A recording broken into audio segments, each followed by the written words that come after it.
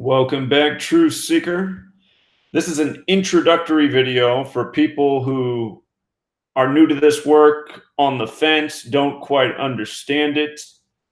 I want people to truly understand why this knowledge of Gematria or Gematria is so important and how it's essential for everyone who is seeking truth and who wants to expose the tyranny that is taking place in this world.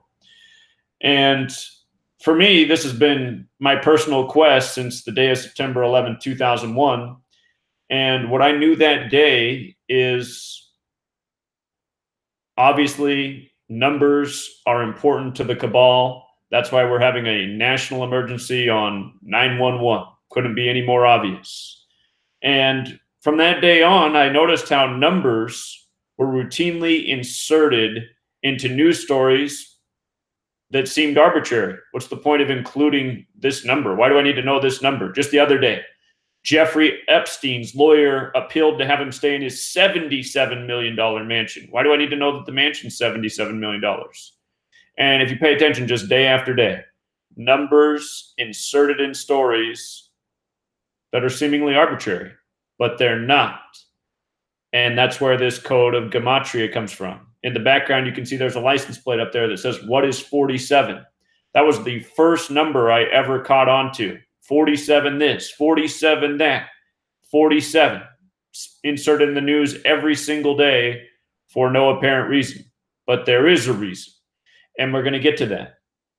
And once upon a time, when I was looking for the meaning of numbers and what it was, and it took me a long time to find, I found some excerpts online from this book right here, The Secret Teaching of All Ages.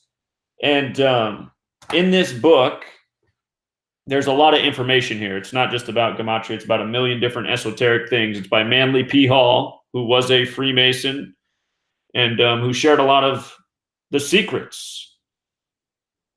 But one of the chapters, the Kabbalah, the Secret Doctrine of Israel. In this chapter, he talks about Freemasonry, Kabbalah, and introduces Gematria. And he introduces two ciphers within the English language. He also talks about the relevance in Hebrew. But he says in English, there's two ciphers that there's relevance to. He says one's a little bit more important than the other. And one is just the alphabetic order. A is 1, B is 2, C is 3, up to Z, the 26 letters, 26. And then the next cipher is just the alphabetic order with the rules of numerology. So A is still 1, B is still 2, C is still 3. It changes when you get to J, the 10th letter.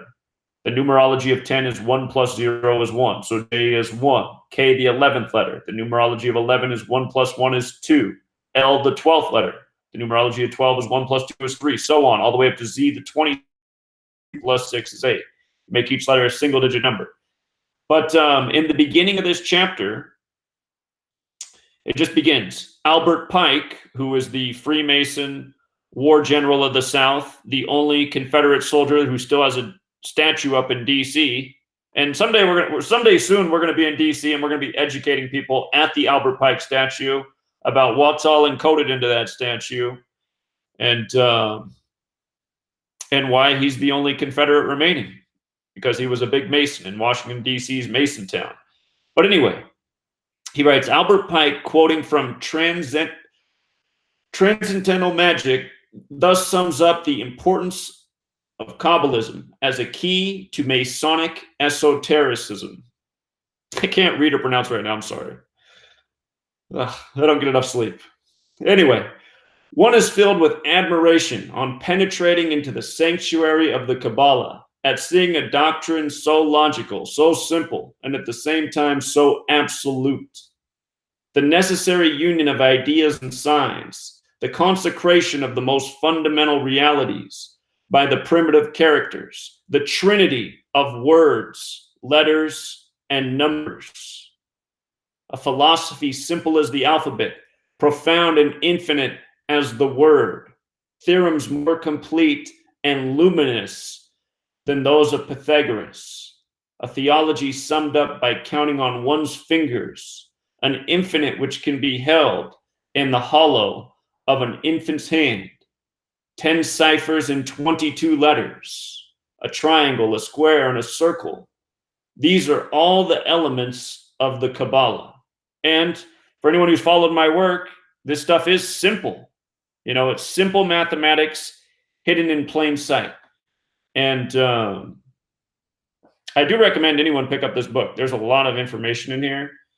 And, it's big pages, big print or small print. It's just packed with stuff. But later in that chapter, he gets into Gematria and introduces the two very simple ciphers in English. And whoops, I meant to keep my page bookmarked. I'll have to find it again. So anyway, I found excerpts from that book on the internet long ago, before I even had the book. And I said, okay, here's something to, the relevance of numbers. Okay, Masonry, Kabbalah. Okay, this is making sense. And, as I did my research, I eventually got this, the Book of Formation, or the Sefer Yetzirah. And the Book of Formation, Chapter 1, opening paragraph. I'll just read it to you. In 32 mysterious paths of wisdom did the Lord write. I just want to stop right there. 32, special number. Remember, America equals 32. The nation was established on a date with 32 numerology. The nation's headquarters, Washington, D.C., used to be the Catholic colony controlled by the Jesuits. Now has the headquarters of the Scottish Rite of Freemasonry. The 32nd degree of the Scottish Rite shares the same motto as the Jesuits. And of course, both these secret societies operate by this Kabbalistic code. But again, in 32 mysterious paths of wisdom did the Lord write, the Lord of hosts, the God of Israel, the living Elohim. In Hebrew, Elohim equals 47. Part of the reason that number is everywhere. And King of the universe, the almighty, merciful, and gracious God. He is great and exalted and eternally dwelling in the height. His name is holy. He is exalted and holy. He created his universe by 3 forms of expression: numbers, letters, and words. So, in Kabbalah, this is everything: letters, numbers, and words. This is how God operates. And it's clear that this knowledge, which was originally shared so that people could better understand the world, people have taken it and they've said, you know what? I'm going to play God. I'm going to use letters and numbers and words to play God. And that's part of the reason 9/11 happened on 9/11. We're going to talk more about that in a moment. So, Book of Formation, inexpensive book to buy, and you don't have to read far into it to get right to the heart of the matter. So there's that. And another book I read long ago, which I should probably pick up and read again, is Numerology and the Divine Triangle. And it's by the author Faith Giovanni. And then this second name always makes me laugh, the co-author, Dusty Bunker. Because it's like, that's what happened to this knowledge. It just got thrown in this dusty, forgotten place. And seemingly almost nobody knew about it except for the Cabal. So that's why I've been passionately speaking about it and teaching about it since 2013. I pretty much dropped everything I was doing in my life and have gone full board on this because I realized this was the golden ticket. This is what the controllers are using. This exposes their madness. And, I thought years ago this would have taken off in the truth community. And I realize it has come a long way. Even things like Q, which I don't like, are spreading the knowledge, which is the one thing I'm thankful about to Q. It's helped this knowledge reach a lot more people. It's too bad it didn't reach more people through me because I actually teach people a relevant way how to use it rather than get manipulated by it. But still, the point is the knowledge is reaching people. And anyhow, there's a lot of other books, but those are 3 good ones. So Numerology and the Divine Triangle, the Book of Formation, and the Secret Teachings of All Ages. And with that said, what I want to do is just go back over September 11th, because this is really where it all started for me. And to me, still, out of all the terrible things happening in the world, it's September 11th that really needs to be exposed so that everyone knows.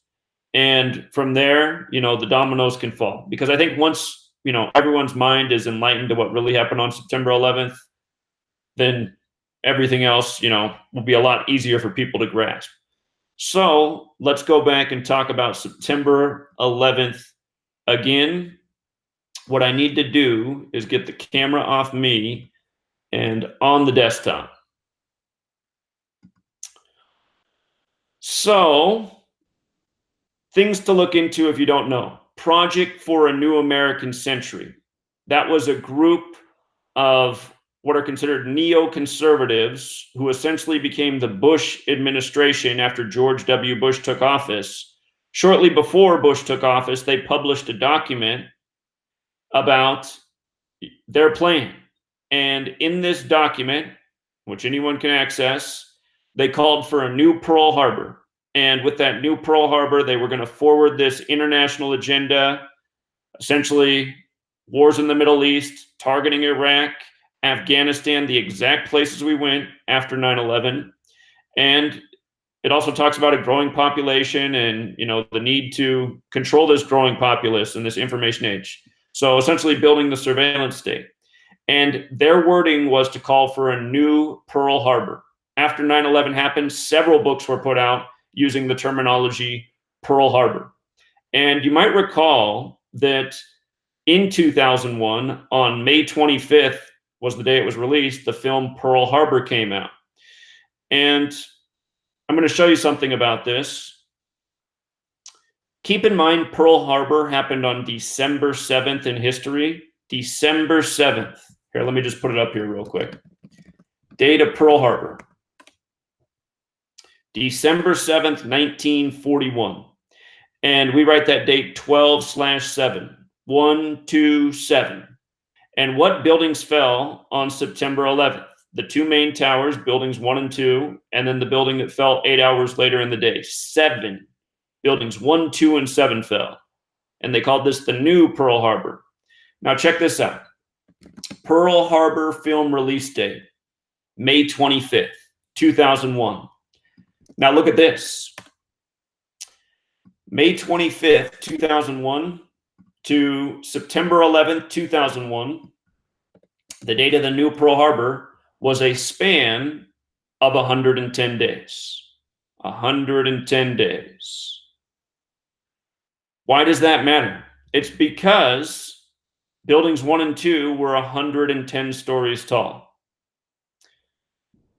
Just in case you don't know, how tall were buildings 1 and 2 World Trade Center? Let's see if that pulls it up.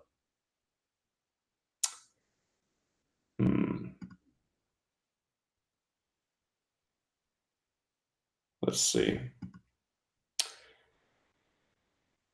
I thought this would come up right away. But they were definitely 110 stories tall. There they are. So they were 110 stories tall. Let me see if this still comes up. How tall was Building 7? Maybe I should say World Trade Center Building 7.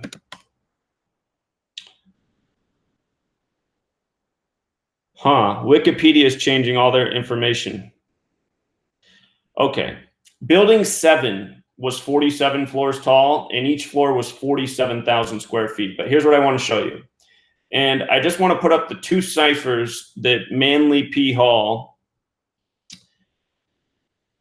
introduced, the alphabetic order and the alphabetic order with the rules of numerology. The name Osama bin Laden sums to 110, just like how World Trade Centers 1 and 2 were 110 stories. And Building 7, which fell 8 hours later, was 47 floors tall, each floor 47,000 square feet. So you just got to say, I mean, what are the odds of that? And then also that from the release of Pearl Harbor, the film, that year, to what they called the new Pearl Harbor was 110 days. It was also 15 weeks and 5 days. I'll save that for later. But anyway, 110. 110. And think about what both of these numbers are in terms of numerology. They're 11. 11. New York was the 11th state. The World Trade Centers looked like giant 11s. The first plane to reportedly hit the building was flight AA11. Of course, AA is 11. 11 is the master number in numerology. Very special number to the occult, 11. the 11th day of the 9th month. So there was that aspect. What Manly P. Hall said was the most pure cipher was the alphabetic order with the rules of numerology. That's the one he suggests to use. Notice if you write out September 11th, it sums to 77. Notice if you write out World Trade Center, it sums to 77. And the Pentagon was supposedly hit by Flight 77. They say Flight 77 took off at 8:20 and crashed at 9:37, which is exactly 77 minutes later. The Pentagon's 77 feet tall. It's on the 77th meridian, known as the American meridian. You have to say, even without, the Gematria encoding, what are the odds of all those 77s? But then you apply this code and you say, wow, World Trade Center 77, September 11th, 77. Mark Passio, who is the former Satanist and now essentially the occult exposer, he teaches that 77 is the number of the wizard, the number of the spellcaster, the number of the sorcerer. And think about the film, The Wizard of Oz. Notice how it equals 77. Just days ago on July 7th, Bill Gates did an interview and referred to Steve Jobs as a wizard. And when I learned about this, it really started to make me think about the word spell. Casting spells, magic, how we use spell to write. And the reason I started to think about that is because I had always described to anyone who was awake how it seemed that everyone in this nation was under a spell when it came to September 11th in truth, because they couldn't see what was obvious. They couldn't see that that date was a terrible lie, blamed on a man in a cave across the world. A story that made no sense. A story as believable as a man living inside of a giant fish, which is another story people believe. Believe, that word with lie in the middle.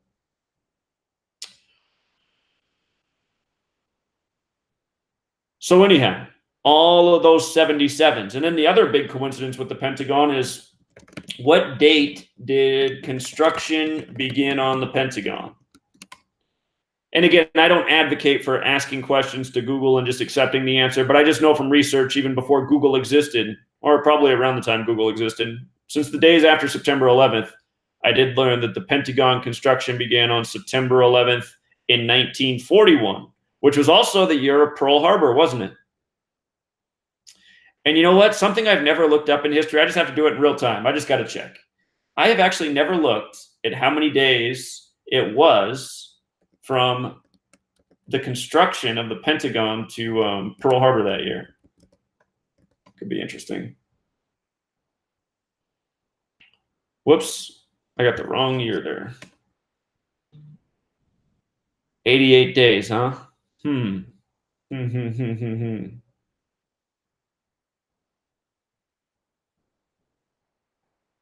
months and 27 days as well.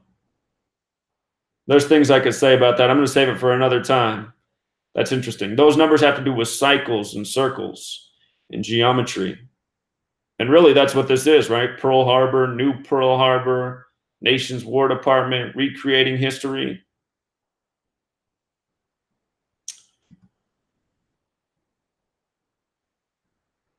Another thing that's just straightforward about the date September 11th. September 11th leaves 111 days left in the year. 111 days left is what is left on September 11th. And notice what New York equals. 111. Again, 11, 1, 111, all rep digits of 1.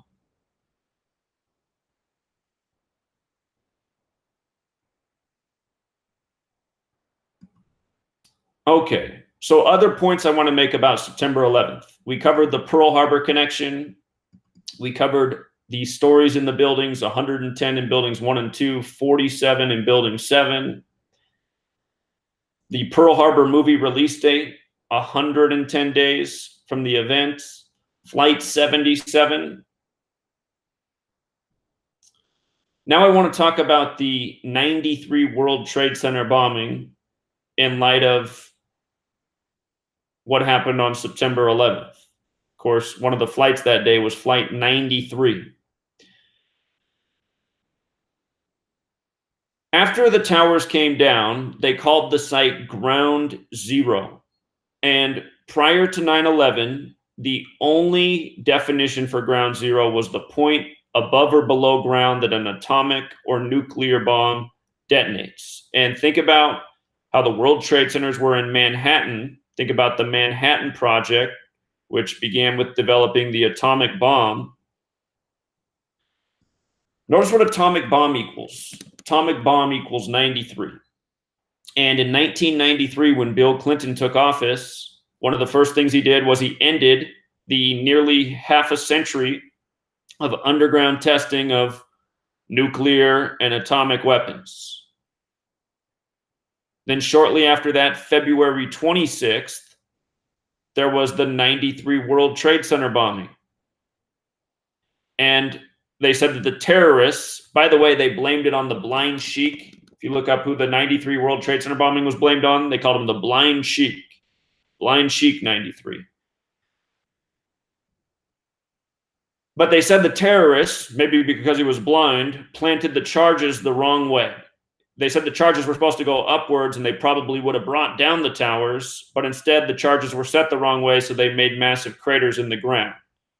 And for that reason, they had to work months after patching up the holes. But think about what they could have been doing. Could they not have been planting charges on a countdown for September 11, 2001? 50 years of underground testing of powerful explosives, and for what purpose?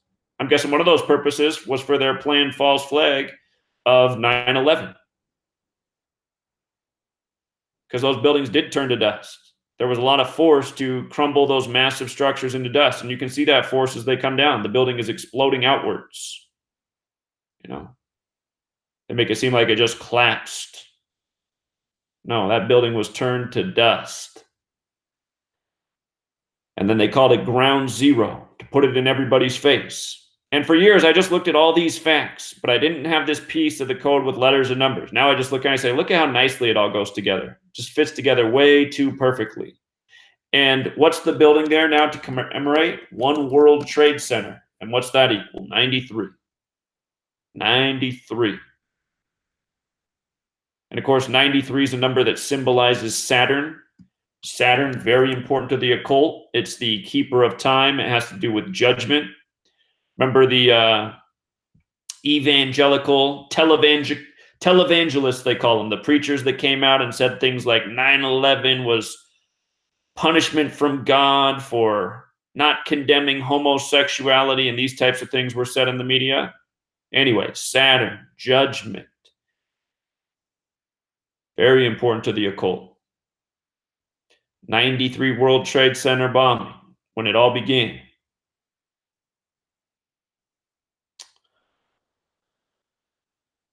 Now, the other piece to consider is just how long the plan was in motion for September 11th.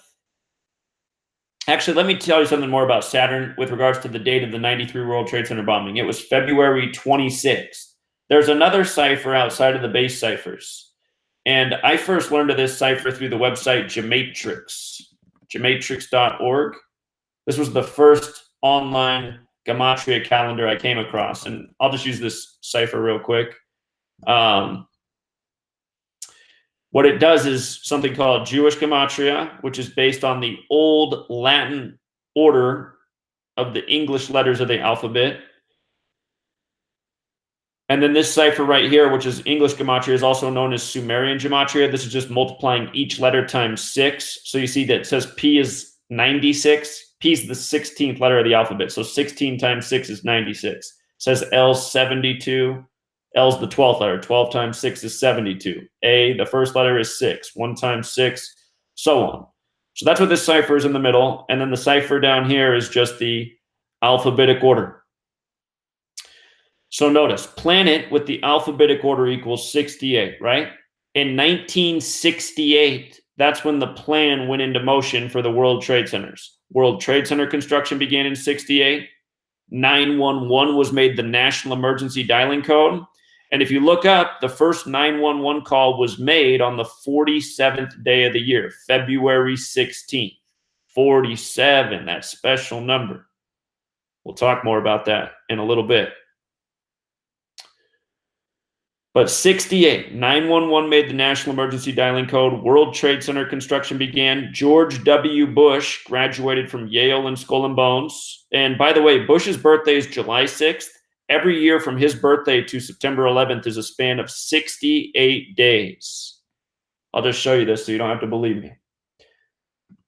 George W. Bush birthday, July 6th, which happens to be the 187th day of the year. George Washington equals 187.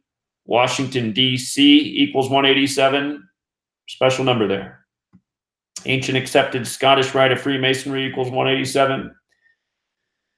But from his birthday, July 6th, to September 11th, every single year, here, we'll just do 1941. He wasn't even quite born yet, but it won't matter. Just every year, it's the same thing.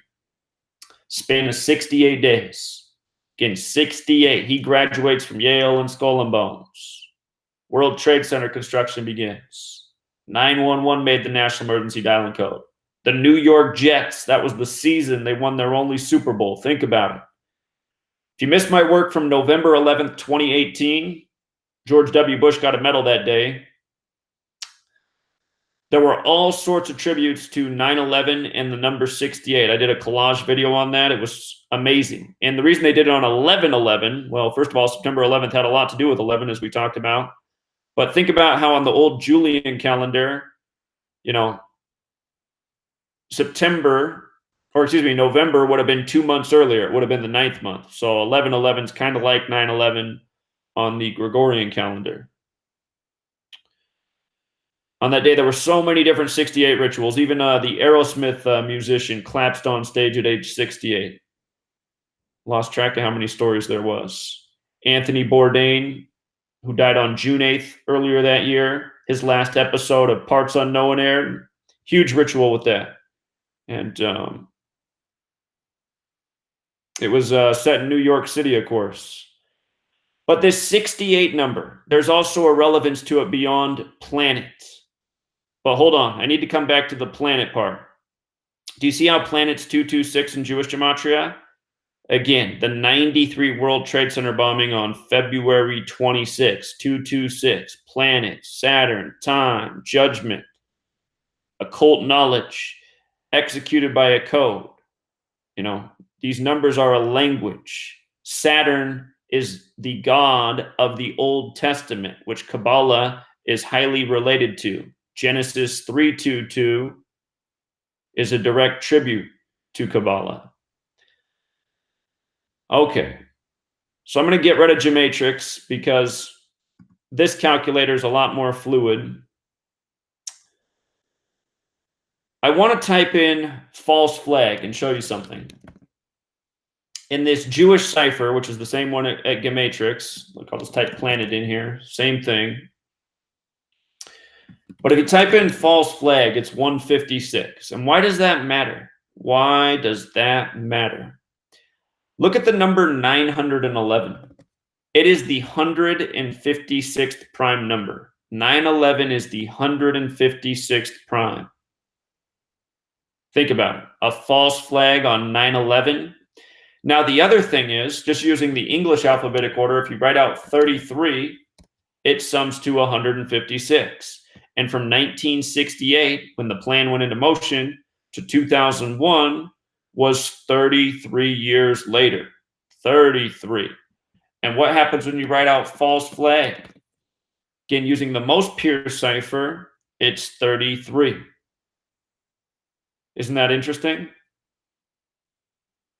Another thing that's interesting is Tisha B'Av, which is the day to remember the destruction of the 2 temples. Tisha B'Av in Jewish Gematria is 9/11. What are the odds of that? If you look up what day Tisha B'Av was in 2001, it was 44 days before September 11th. 44 is a number that's associated with destruction. And the World Trade Centers opened in history. They opened their doors April 4th, 1973, when construction was complete. That means that the World Trade Centers lasted for 28 years, and 28 is the only number besides 33 when you write out that sums to 156. So, again, to review, so far we've covered the heights of buildings 1 and 2, the relationship to Pearl Harbor, the actual Pearl Harbor, also the release of the film Pearl Harbor that year, how the heights of the building related to the name Osama bin Laden, who was blamed for the attack. We talked about Flight 77 in the Pentagon. We talked about the 93 World Trade Center bombing, Ground Zero in the Manhattan Project. I want to talk a little bit about Osama bin Laden, his death, and also his father's death. And we're actually going to start with his father's death. Do you know how Osama bin Laden's father reportedly died? If you don't, he reportedly died in a plane crash. But now let me show you the date.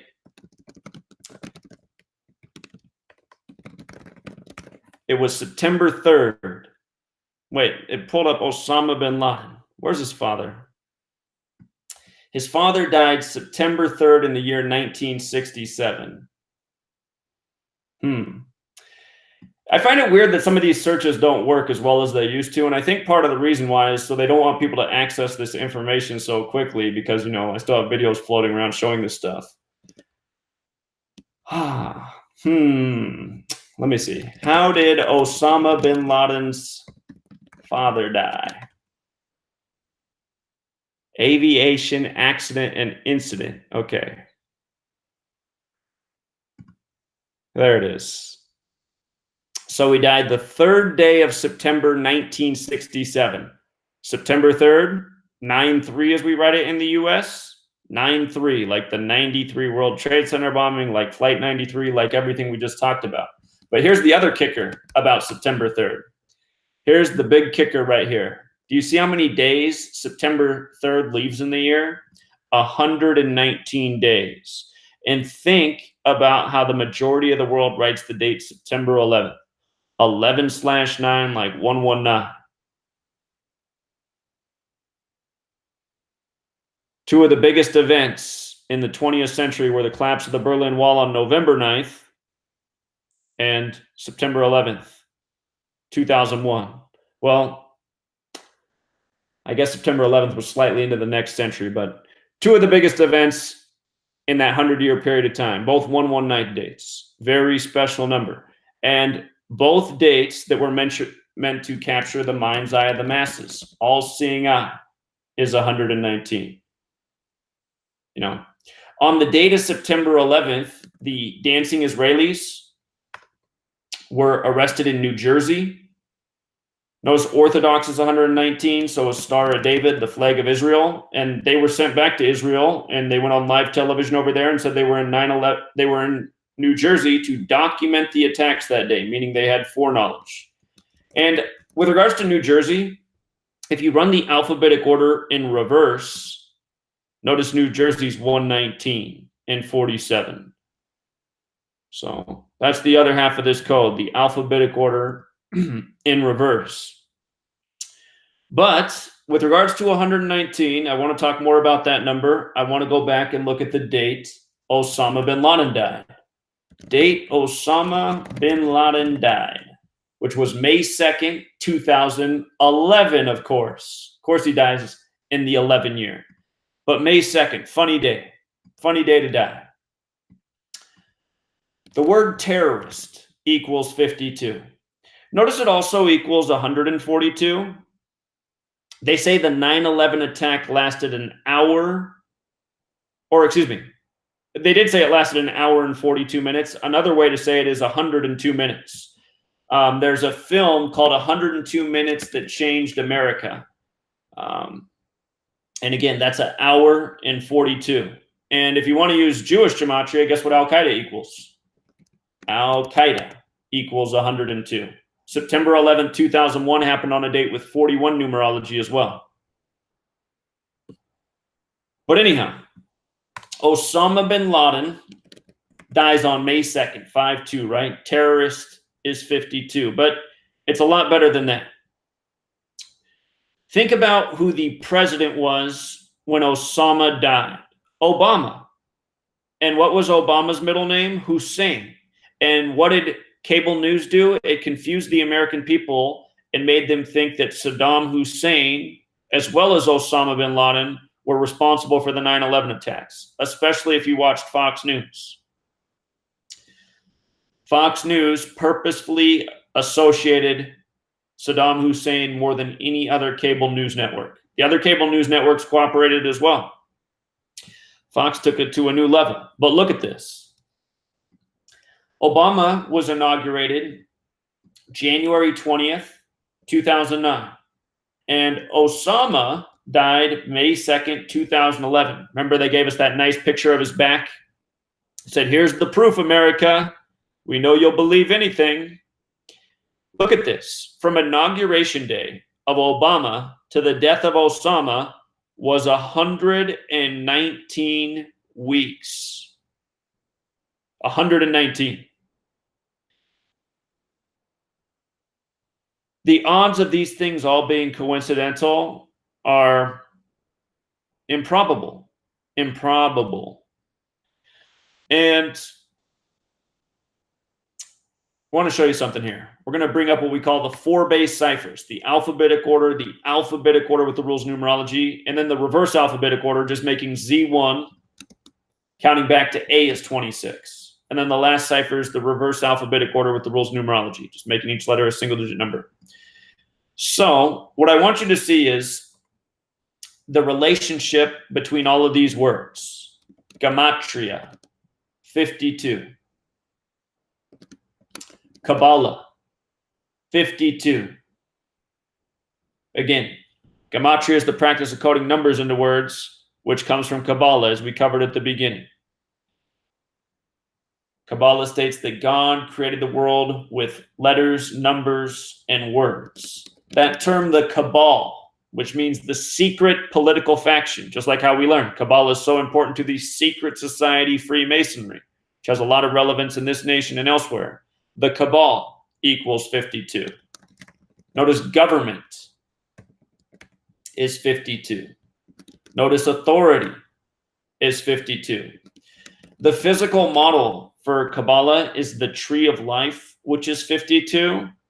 And the Jewish name for Kabbalah, or the tree of life, is the Etz HaChaim, which is also 52. Notice Etz HaChaim is also 119. And Mark Passio has an old presentation about how the 2 towers that crashed on September 11th symbolized the 2 pillars in the tree of life. You know, also a lot like the 2 pillars in the Masonic Arch. But isn't it interesting how Etz HaChaim, the Jewish word for the tree of life, is 119? That's something that Mark Passio doesn't know. But I know that his teaching's right on point about how 9/11 was a giant Kabbalah ritual. It absolutely was. By the way, I got to sneak something in real quick that I forgot to cover. When I was talking earlier about 1968 in the World Trade Centers, notice the word terror is 68, and that became the Bush administration's favorite word after 9/11. Terror, terror, terror. Again, don't forget it's a span of 68 days from Bush's birthday to 9/11 every single year. Notice terror is also 41, just like how 9/11 happened on a date with 41 numerology. And don't ever forget that the original definition of terrorism is government by intimidation, which is exactly what we have. And that's exactly what 9/11 was. 100%.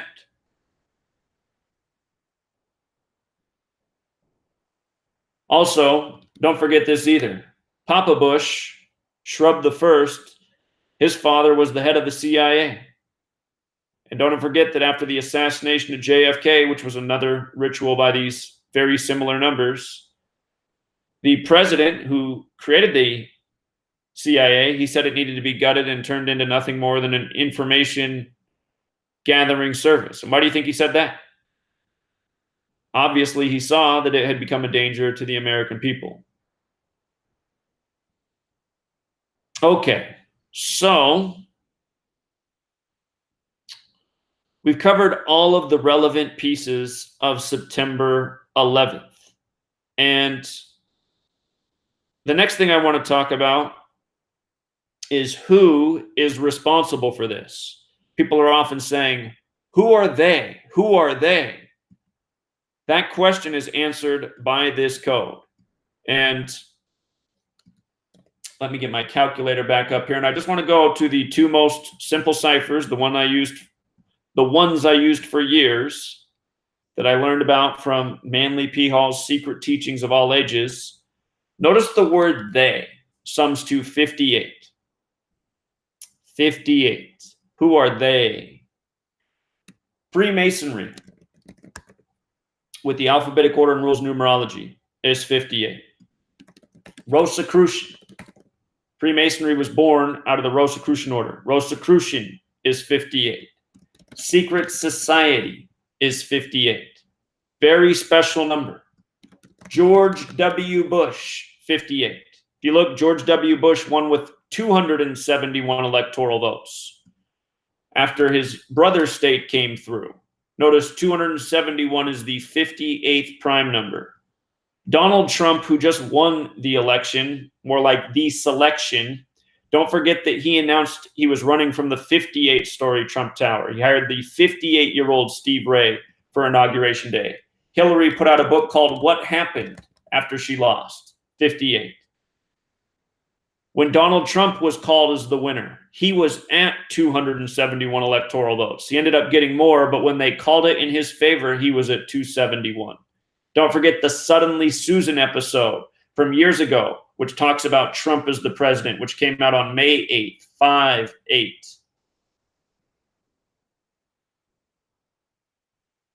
This code answers who they are. If you've seen the film They Live, the motto in that film is they live, we sleep. Notice that motto sums to 74. If you've never seen that film, it's about a man who puts on glasses. And when he puts on those glasses, he can see things that he cannot typically see. And most of the things he sees are in things that are written, billboards, news stories, papers, magazines. You ever notice in the film A Beautiful Mind, they make him look crazy, but what is he doing in that film? He's showing how there's secret codes in papers and magazines that are part of a conspiracy against the people of the nation. You use this knowledge, you can see that that actually is really going on.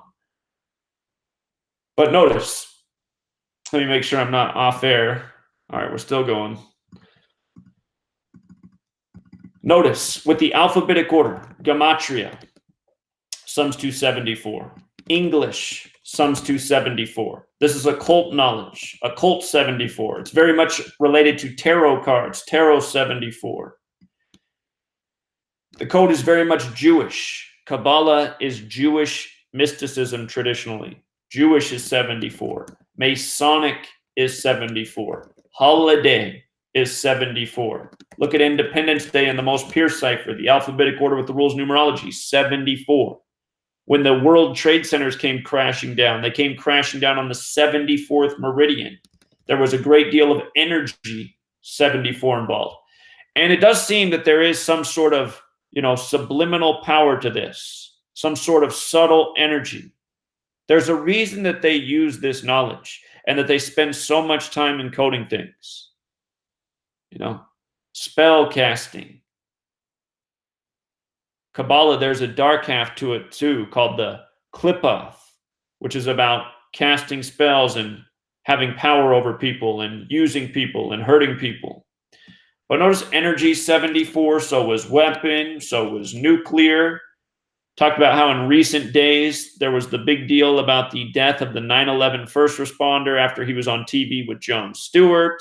I talked about how he died 74 days from the anniversary of September 11th. Don't forget there's a song out there called Gematria, the killing name, killing 74.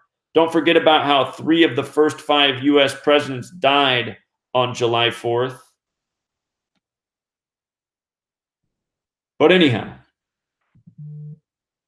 these numbers, they're not arbitrary. Again, they're a language, and they're used ritualistically.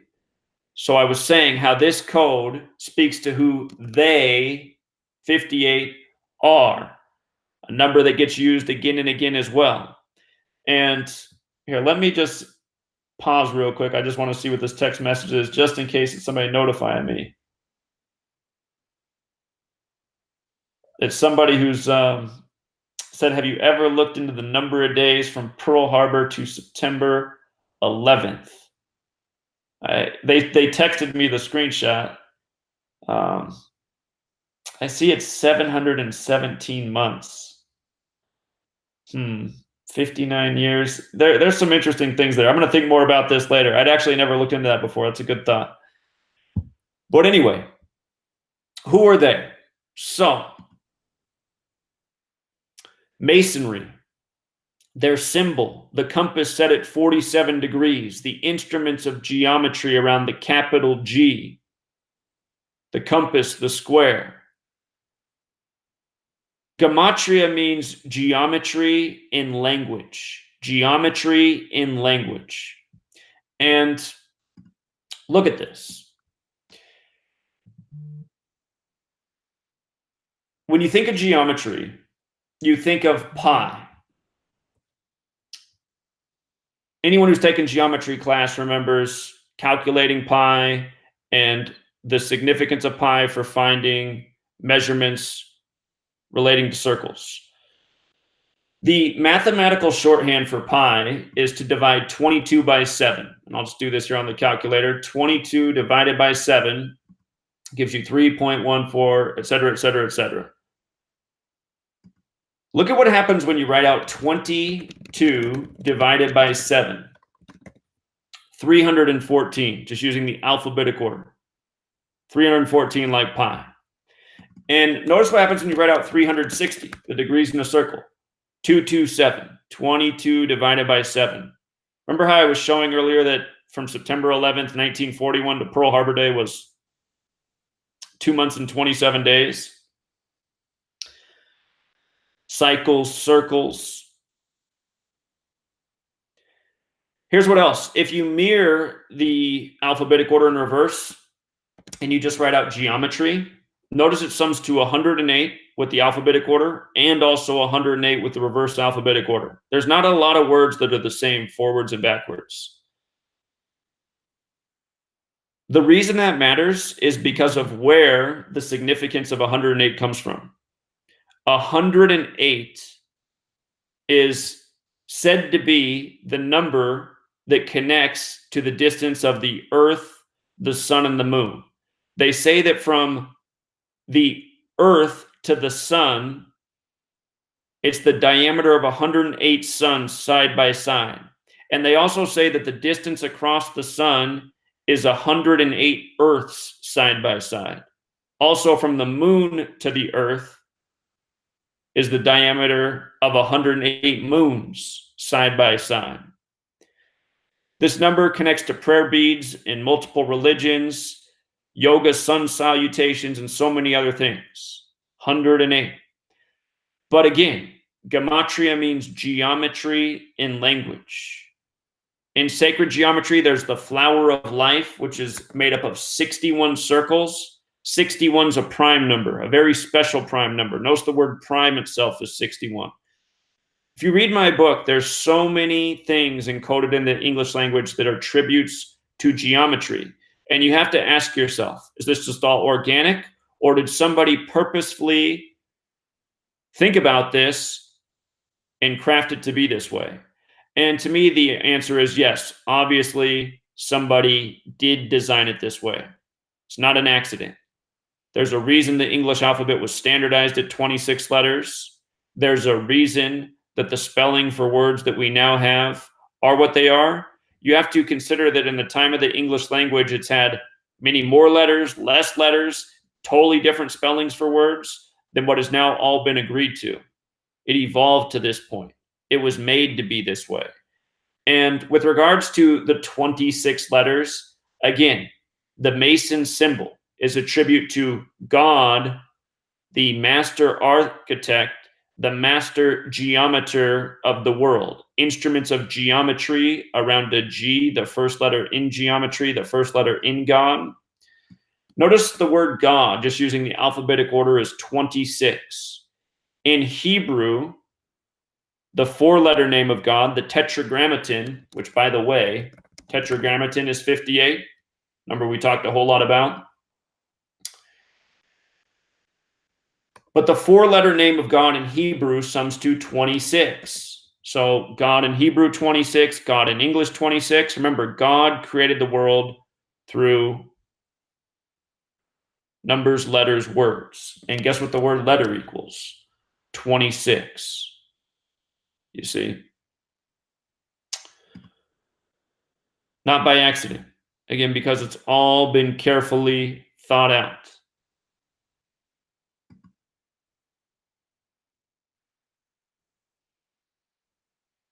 Now, I want to show you some things about the G.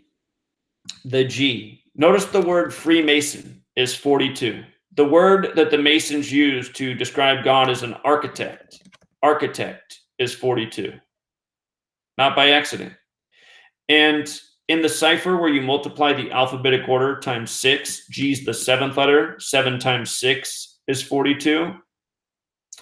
There's another cipher which takes into account lowercase and uppercase. I'm going to make this G a lowercase on purpose to make the point. This cipher is called Francis Bacon. And here, let me get rid of this real quick. See how in Francis Bacon it says the G's worth 7? If I make it a capital G, though, it's 33. 33. The way this cipher works is lowercase a through Z is 1 through 26, and then uppercase A is 27, uppercase B is 28, uppercase C 29, up all the way up to uppercase Z 52. So essentially, like, you know, you have 1 through 52 like cards in a deck.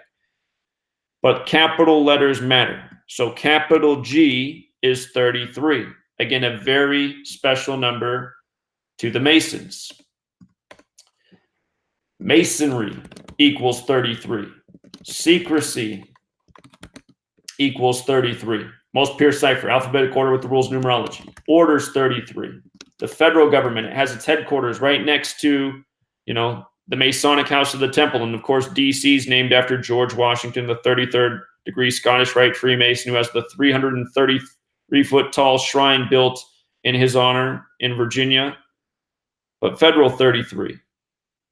And think about 9/11, you know, this tribute to Kabbalah, this tribute to this code where the plan went into motion 33 years before the big event. Bush was in office. In the House of the Temple, when you go in, there's two giant portraits of George Herbert Walker Bush and his son, the two presidents, the two Skull and Bones members. Skull and Bones, a Masonic order. The alumni are known as Bonesmen. And the singular Bonesman's interesting too, because notice Bonesman's 43. So is Yale 43. So is New Haven, comma CT, like how you'd write the town Yale's on an envelope. And don't forget, George W. Bush was the 43rd president. His father was the 43rd vice president. His brother was the 43rd governor of Florida. Masonic's 43. Even Florida's 43. So again, this is why you want to know the ciphers forwards and backwards. Aren't Yale the Bulldogs? Bulldogs is 43 too. Even their school name's 43, their nickname. And so many schools are. It's not just Yale. You go all throughout the nation and you start to look. You see almost all the public universities have been named this way accordingly. So many things are built around this code. So you don't need to ask who they are anymore. And I do want to be clear, it's not, they just aren't Freemasons. There's other secret societies that are Masonic in nature, you know, Jesuits, Illuminati, Knights Templar. All of these things are related though. But it's very clear to see that the Freemasons, especially the Scottish Rite, who have their headquarters right there in Washington, D.C., the city named after the Scottish Rite Freemason, it's very hard, it's very easy to see how much influence they have. And again, that capital G, who's the first recognized president, even though they really weren't? George, right? George equals 57. And George, the Scottish Rite Freemason, was inaugurated at age 57. Notice Scottish Rite's 57. I forget, what was it? I forget the exact number. 4 of the first 7 presidents, I think, were inaugurated at age 57. Just think about that. What are the odds? What are the odds?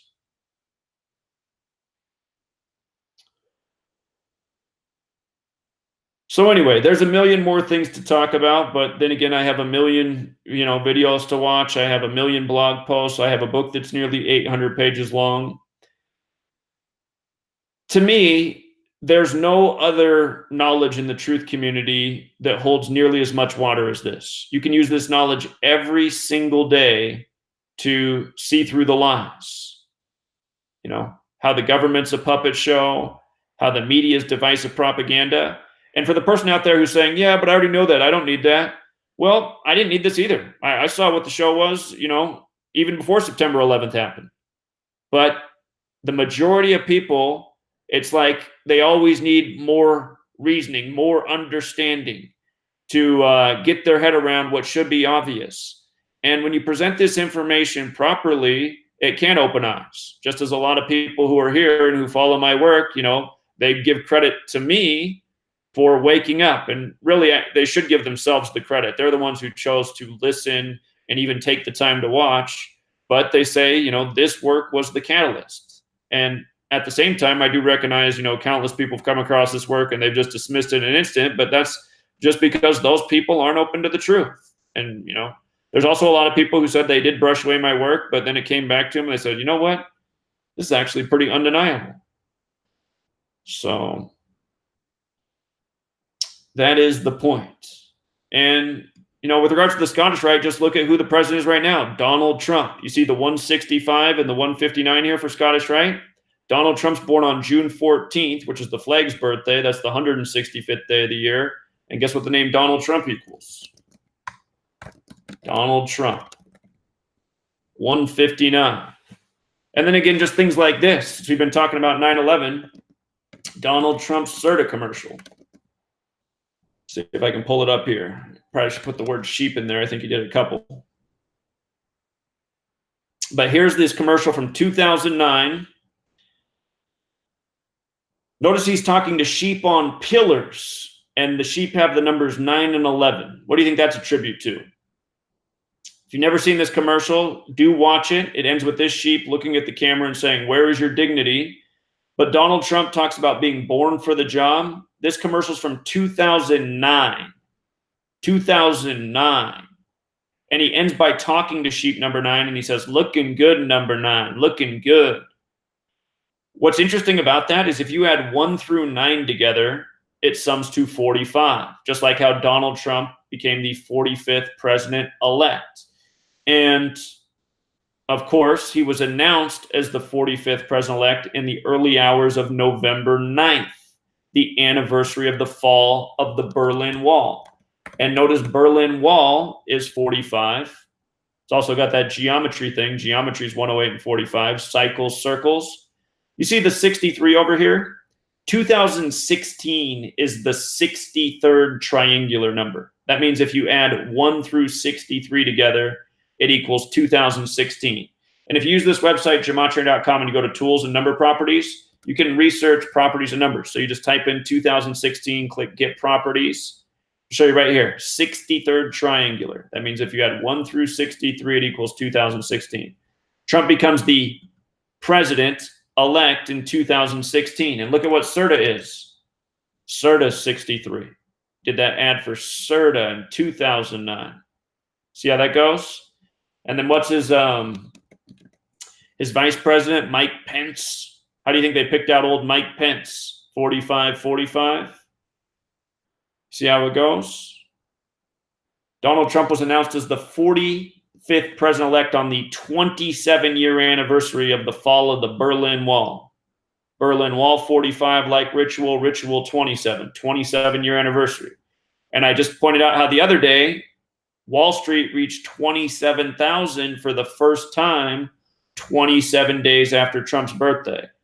Fall of the Wall, Wall Street, Trump, Trump card, House of Cards, TV show about the presidency, House of Cards.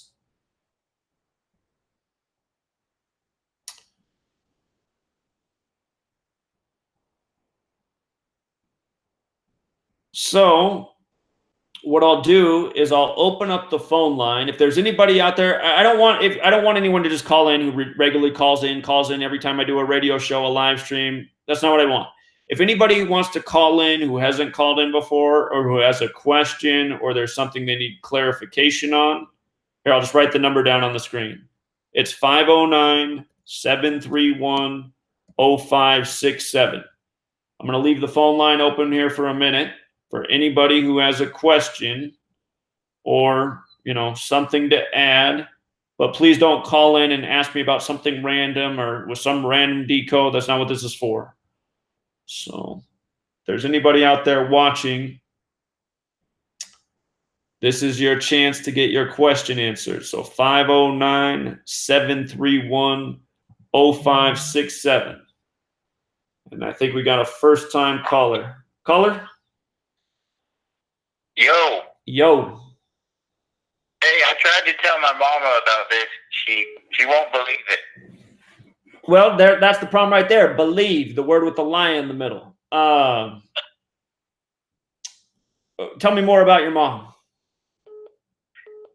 They are from one of those American religions that actually are founded by a high-level Mason, and they honestly believe Osama bin Laden did it, and they believe there's other bad countries that are bad and terrorist, and they won't believe. She won't believe that Israel is involved in the 9/11 attack. Well, I mean, you're telling me why? Because she believes. She doesn't want to think or look at evidence. She just wants to believe what she wants to believe because that's more comfortable for her worldview. How have you presented this to her before? Have you ever showed her the thing about Flight 77 in the Pentagon? I haven't. No, I have not with that. I went into working construction just because I wanted to know for myself, and I know after working as an electrician, there's no way you could collapse a structural steel building that is welded 100% together. It's impossible. It's all welded together. Exactly. It's scientifically impossible, which I understood the day it happened. And I thought, I don't even know why we're teaching science anymore in this nation if nobody can see through 9/11. And I don't know how any science teacher has a job. And I don't know why every scientist in the world isn't questioning and speaking out about this obvious lie. So, yeah. Thanks so much for your show. And just to end on that, I went through the educational prison complex, which is what school is. But I did have about one or two geography teachers who had the balls to tell me about the Federal Reserve. And I also remember the day of 9/11, the report about the Israeli agents that were apprehended in a truck.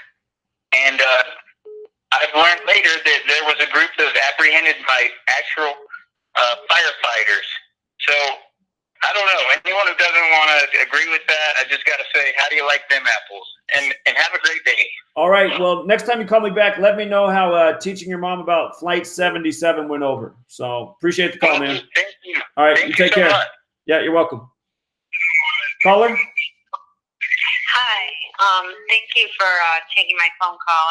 I'm a new follower of your work, and I do have a question. Please. Okay.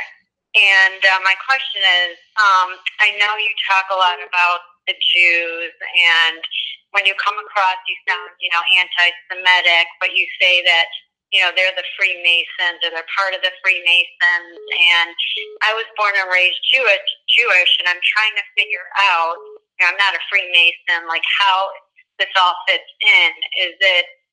Is my religion a made-up religion by the Freemasons? Is that what you're saying? Or I'm a little confused. Well, Judaism predates Freemasonry by a lot, but Kabbalah has largely been adopted into Jewish culture, Jewish mysticism, and Freemasonry is very much based in Kabbalah. And Freemasonry also has a large presence of Jews in it, especially the Scottish Rite, which is considered to be the most Jewish branch.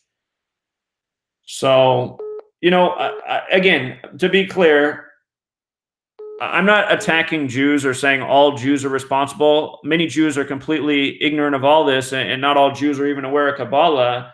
But at the same time, it's very clear that there's very much a Jewish element to the wrongdoing that's going on in the world. Case in point, September 11th, the dancing Israelis in New Jersey with foreknowledge, and also Ehud Barak, the leader of Israel at the time, telling the United States of America to declare a war on terrorism and told us to attack the exact places we did. So that shows that that nation, which isn't all Jews, had an agenda and had something to do with the attacks at the very least. Do you think that's fair to say? I follow you, and I'm like, I understand the numbers. I'm just trying to figure out, with the Jewish religion, I understand that, the connection to the Freemasons and their numbers, and, a lot of them maybe have, the Jewish background or using the Jewish, religion to, carry out with the Kabbalah, their agenda. But I'm just trying to try and figure out, because is this Zach, or is this someone who works with him? I'm Zach. Here, I'll switch the camera over to me. It's me. Oh, really? Yeah. Oh, it is. Yeah, I hear my voice online. Okay. Because basically, I'm just trying to figure this out. I'm still just really confused about how religion plays into all this. I've seen some of your past broadcasts where you talk a little bit about religion. And hi there. Hello, I see you now. Okay. But anyways, how you talk about religion, and we're saying how the Freemasons have kind of manipulated religion. So I'm just kind of asking more about that. Sure. Do you know what Bible verse is Genesis 11:9? Do you know what that's about? No, I'm not familiar with that. It's about the Tower of Babel. Okay. Does that seem strange to you in light of the date that September 11th happened? It does. So I see where you're saying where it could be manipulated with the numbers and all that. Okay. So, but that's the Bible. Well, that's the beginning of the Bible. That's what all the Abrahamic religions are based out of. So. That's true. So the Old Testament is what you're talking about then. Right, and the story of Babel, the story about the Tower of Babel is essentially about dividing the people of the world and confusion. And isn't that kind of what came out of September 11th? That's true. Mm-hmm. Yeah. I know. So that's like, it's like something that I believed for so long. I was raised to believe this religion. I'm now finding out that it was all manipulated to get me to think and believe a certain way, and to control me in a certain way. That's basically what it's all about. What you're saying? Isn't that what it's all about? At the end of the day, people who want to control other people, and what's more effective in this world at controlling people than religion, and then after that, government. That's true. Okay. It's just very interesting stuff, So I'm just trying to, it's hard when you've been taught something all your life, and now you're, finding out that what you've been taught may not be actually true. It's just, it's mind blowing, and I'm sure it's mind blowing to a lot of your listeners here too. Like, it's like, wow, this is just like amazing how all this has come together, and just very scary. And one last thing is, I just sent my daughter off to college in LA, and I'm very concerned about all your talk about August 11th. Don't worry. So I wouldn't worry. okay. I wouldn't worry. I don't mean to scare people with that. My whole point with the whole August 11th thing, and I think it's already served its purpose, even though August 11th hasn't come around. I just put down at the beginning of the year, or September 2018, I showed how they encoded this story with this number. They connected it to the prophecy of the temples, the coming Jewish Messiah. And I said, look at that. The number they're encoding, 118, happens to be the day that Tisha B'Av falls on next year, 11/8, August 11th. And I said, plus that's also the Muslim day of sacrifice. It's also the time of the Hajj.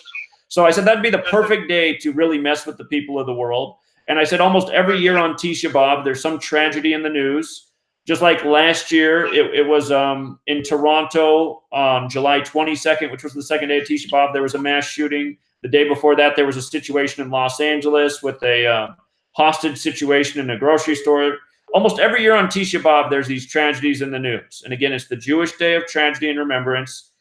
So, but the thing is, like I always say, even if they are going to do something really awful that day, which remains to be seen, you know, you'd have to be in a very specific spot to be physically impacted. Just like 9/11. I mean, almost everybody in the world lived through 9/11, unless you happen to be in the World Trade Centers and where the explosions went off. So, you know, it's not worth panicking and freaking out. And, you know, it's just my point in this knowledge is so that people can see how the cabal operates and how they work by this code. You know, it's just like when the Vegas shooting happened. All that year prior to the Vegas shooting, I didn't know that there was going to be a shooting in Vegas, but I told people to circle that weekend. I said, just watch. We might see the biggest false flag in the U.S. since 9/11. And my research that year talked about how Yom Kippur lined up. Because it's, again, I'm not being anti-Semitic. I just figured out that this is how it works. All of these major events are synced up with the Hebrew calendar. Yom Kippur, as you know, is the most important holy day in the Jewish year, and it's about atonement for your sins. And that year it fell on the day leaving 93 days left in the year, which is the number that symbolizes Saturn, which is a very important number to Israel's history as well. But Saturn has to do with judgment. And lo and behold, what happens? Sin City gets shot up. So I said, oh, perfect. Las Vegas, Sin City. I see why they chose this city. But it really did end up being the biggest false flag in the nation since 9/11. And that's what I'd been talking about all year. But again, I mean, almost everybody lived through that. So it wasn't worth panicking about that either. My whole point in doing this is just to get people ahead of the curve so that they can see, you know, how these rituals are carried out. Sure. There's someone else online who actually said that what the numbers are leading to, and you've mentioned it too, the Golden Gate Bridge in San Francisco may be, you know, hit by an earthquake. So, okay, here's the other thing I want to say. So when I started this, San Francisco actually wasn't the first city we looked at. The city that I was most worried about in the world was Jerusalem. And again, because it's Tisha B'Av, it's to remember the destruction of the two temples, and it's connected to the prophecy of the third temple. And right now, the sitting president, Donald Trump, has a shekel on sale in Israel with his head on one side and the third temple on the other. And that coin is to raise money to build the third temple, which is a real agenda item right now in Israel. And earlier this year, we saw on April 15th, we saw Notre Dame burn in France. And on that same day, the headline that most people missed is the Al-Aqsa Mosque, which is a site that we've been talking about as a potential target for August 11th. On that same day that Notre Dame burned, Al-Aqsa Mosque burned. So two religious sites burned that day, Notre Dame, Al-Aqsa Mosque. And that day was 118 days before August 11th. And so still, if there's any city that I was most worried about on August 11th, it's still Jerusalem. The reason we started looking at San Francisco is because the prophecy of the Jewish Messiah is the Jewish Messiah is supposed to arrive at the time of the third temple, and the Jewish Messiah is supposed to come through the Golden Gate. And of course, that's in reference to the Golden Gate that is in Jerusalem. But still, when you think of Golden Gate, you can't help but think of San Francisco. And because we were talking about that, we noticed that the mayor of San Francisco, she's the 45th mayor. She's going to turn 45 years old August 11th. Golden Gate equals 45. Bridge equals 45. In the film Pacific Rim, the Golden Gate Bridge gets destroyed on the date August 11th. We've learned that the final license to build the Golden Gate Bridge was signed off on August 11th in history, plus a number of other things. So, yeah, it is possible that something happens there that day, but still, the primary location for that day that I'm really watching is Jerusalem. Okay, because someone else online was saying that there are other numbers that match up, that if there is a big earthquake in San Francisco, that it would go down the San Andreas fault line along the coast, and there's 2 nuclear power plants along the coast, and that's where I was getting concerned, that if these nuclear power plants blow up, that can be extremely devastating, And, of course. I didn't want... Of course. And I didn't want my daughter in that state when all this is going on. Of course. And okay, so here's the other thing I'll say. Like, I don't think that anybody should live in fear because they're awake. But the reality is that the people who rule over us, they are crazy. And there is something in the world that exists called the Georgia Guidestones, where the first rule on there is to limit the Earth's population to 500 million. And it is possible that someday they do something so devastating to us where you don't want to be in California, and you probably don't want to be in 1,000 other places either. But, I mean, you can't live in fear and worry and think like that. I mean, all you can do in the meantime is just spread the knowledge of what's going on in this world so that this cabal can be overthrown.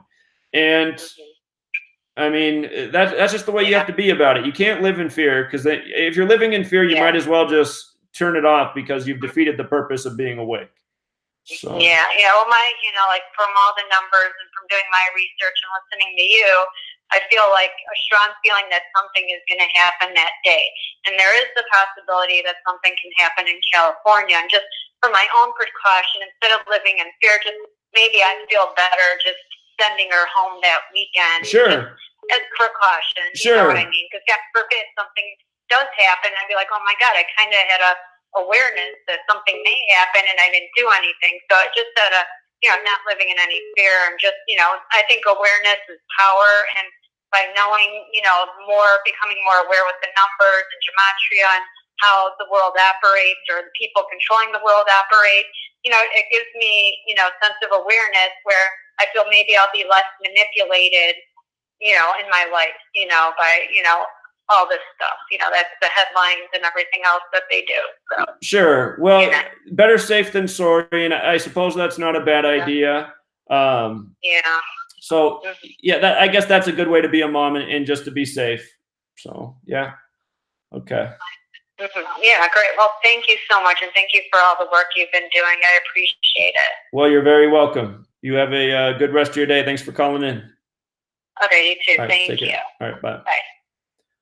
All right. A lot of people have been trying to call in, realize this is a cell phone. It's not a call board, so I can only take one call at a time. But the line is back open if anybody else wants to phone in. And again, something I pointed out during that phone call is Genesis 11:9 about the Tower of Babel. And I just said, what are the odds?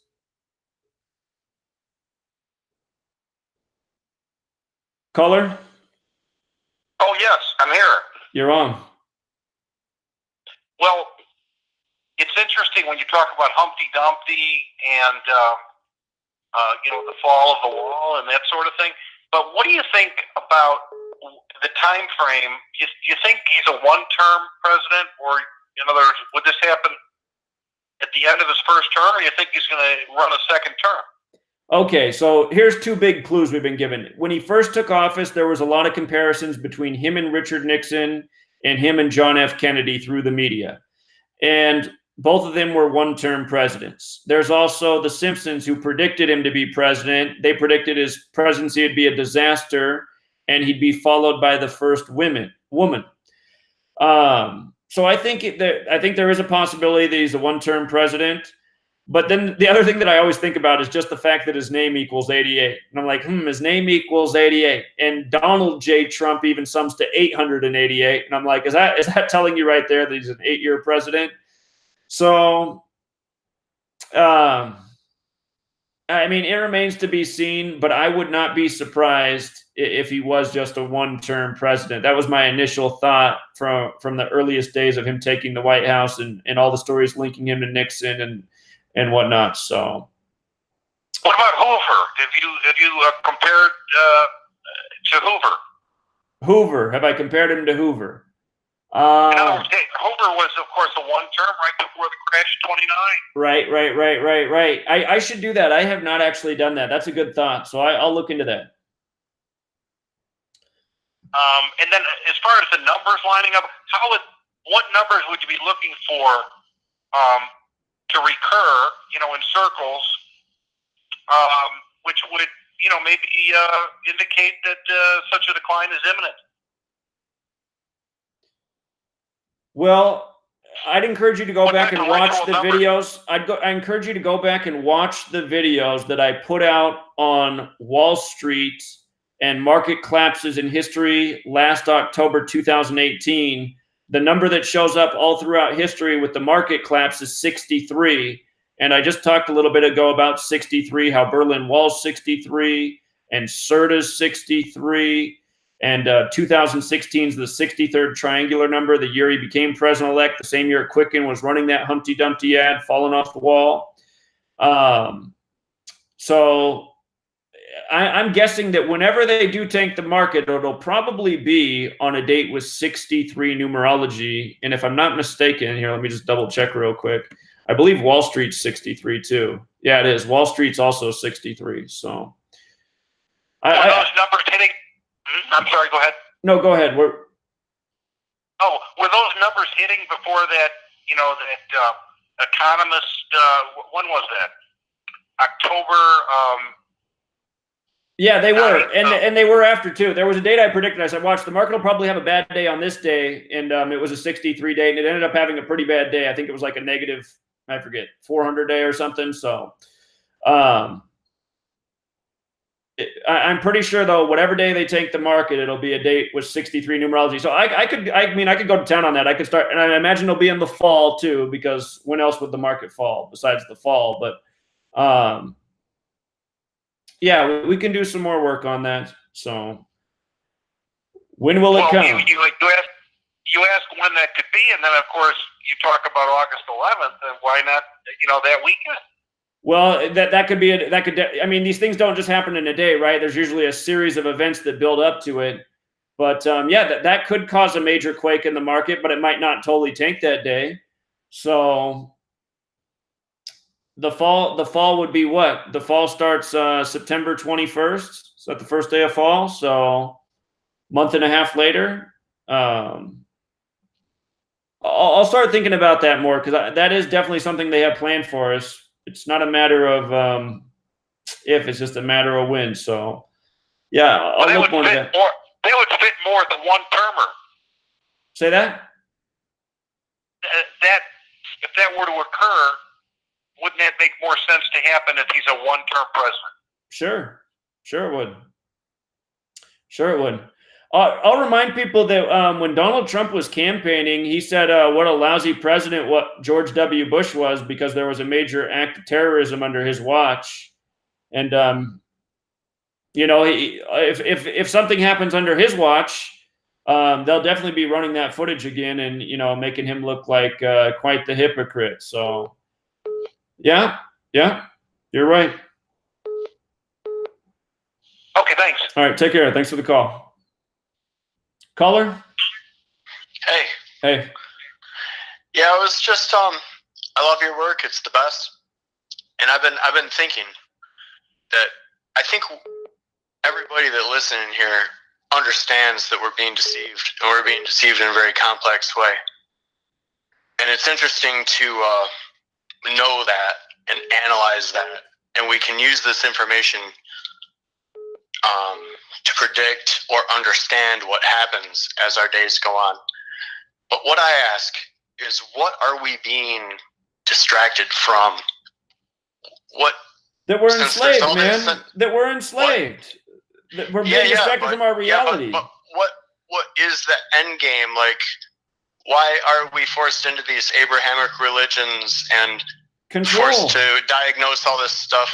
I think it's all about power and control, man. Power, control, influence. Absolutely. I agree. Power and control and distraction.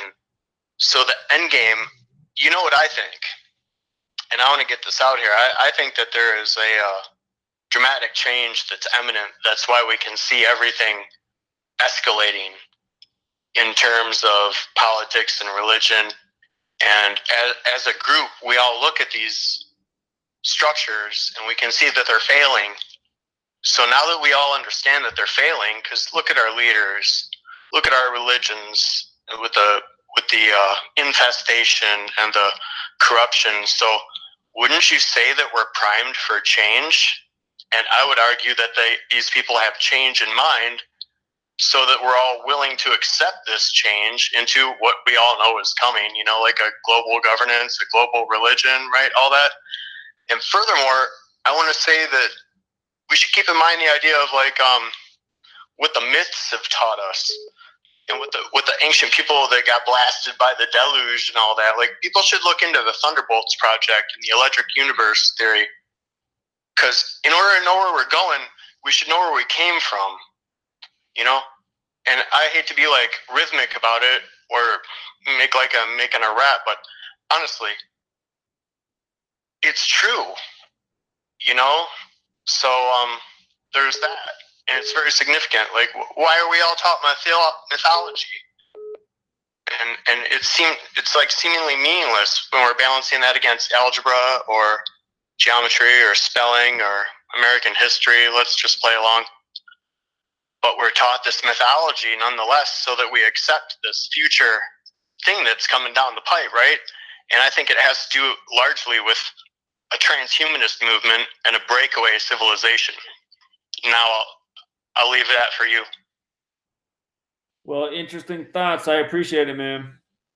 Yeah, I think that we need to keep in mind the end game and why the fuck this massive distraction is taking place. Like, what aren't we supposed to be thinking about? That's all.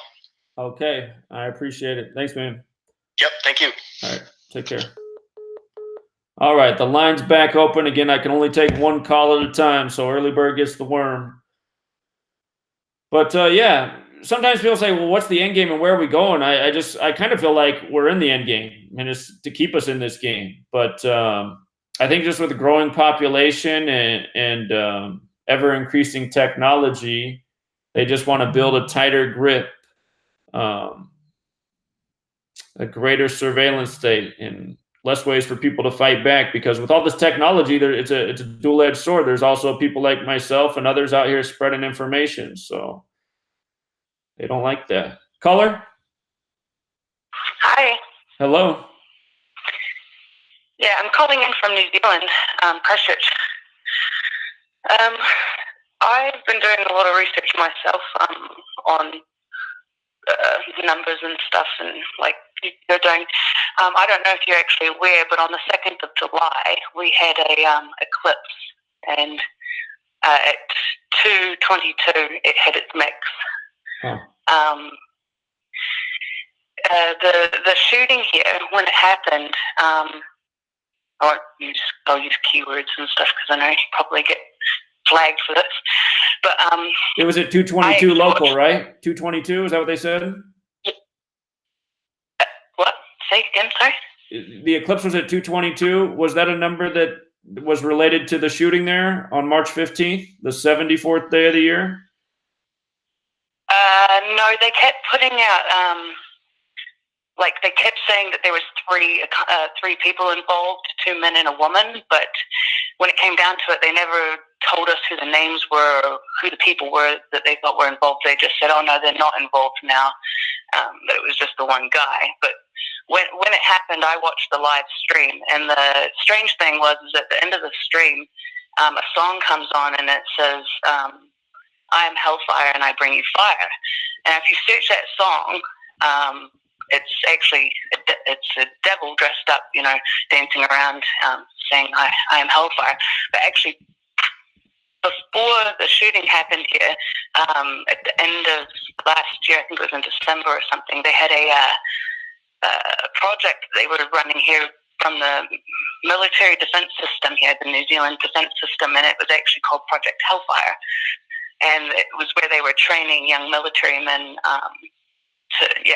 But if you actually got to see the video of what had happened before they tried to ban it, and you watch this New Zealand defense video online, they're actually doing, it looks just the exact same, like all the writing on his guns, they're all satanic symbols. When he had court here, they tried to push that it was, oh no, don't worry, it was just racist. It was a racist attack. It wasn't racist. It was to divide and conquer us, because the date here, it was on the 15th of March, which is the day of deities, which in Latin means to divide and conquer. Right. And that was the date Julius Caesar was assassinated. Right. For the record, I told everybody to circle that date in October of 2018. I said there'll be another New World Order ritual on that date, the 74th day of the year. They love that number.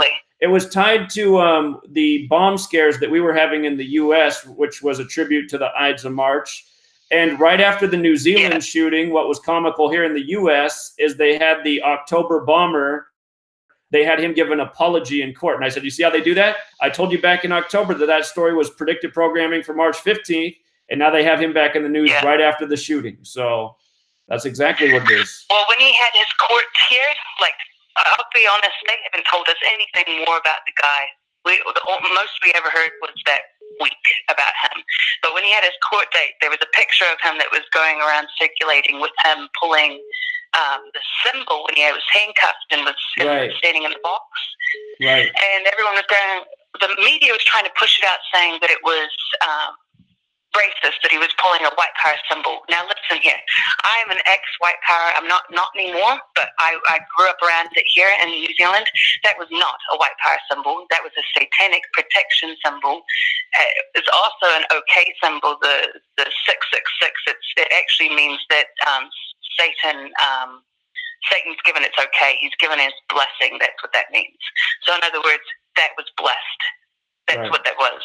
It wasn't, and the deities, it was to divide and conquer us, and it's working. Everyone's dividing religiously since then. You know, it's just really sad that people aren't more aware of what's going on, and because we're on the Roman calendar, I think we weren't going off the Roman calendar. I think the full moon was supposed to be the day of that shooting. If that makes sense, like the dates. Yeah. Mm-hmm. Yeah, it's all pretty odd, eh? Sure. I know everything you're talking about. I have several videos on the New Zealand shooting. I covered everything about that photo. And keep in mind, he's posing between two police officers who are also in a Masonic stance. So you can see that the law enforcement's in on it. But, the thing that really caught my eye about that shooting was the addresses of the two mosques. I don't know if you call them area codes or zip codes over there or what you call them, but both mosques' address end with 8011. And really? Yeah. The first one was at 101 Deans Avenue, Rickerton, Christchurch. And then the ending number is 8011. And well, if you actually look too, the blood lab is just right at the corner there, and it's actually 15 as well. It's 15 something. The blood lab's corner there. Just before the shootings here, I was watching. They were pushing for blood donations, and do you know what their slogan was? What's that? Satan doesn't want your soul; he wants your blood. And that was for the Australia and New Zealand blood, our blood branches, and that was their slogan. Interesting. And the odd thing was just after the shootings here, I think it was like 2 days after, they kept telling everyone, oh, we need your blood for the shootings. And this is the other weird thing too, is they kept holding back, saying, oh, it was only 49 deaths. And then 3 days later they said, oh no, it's actually 50. Well, guess what?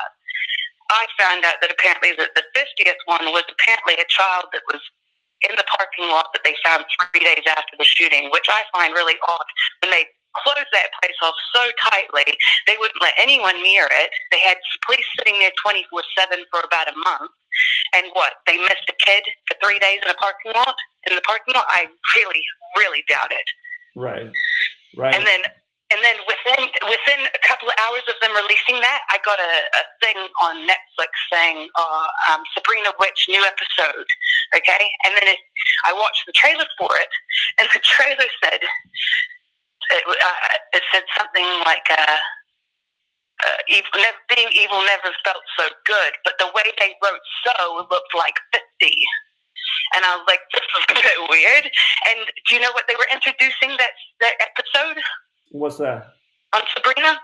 The devil. Of course. Well, you know, another name for the devil and Satan is Lucifer, and that's comes from the King James Bible. Lucifer equals 74, just using the alphabetic order.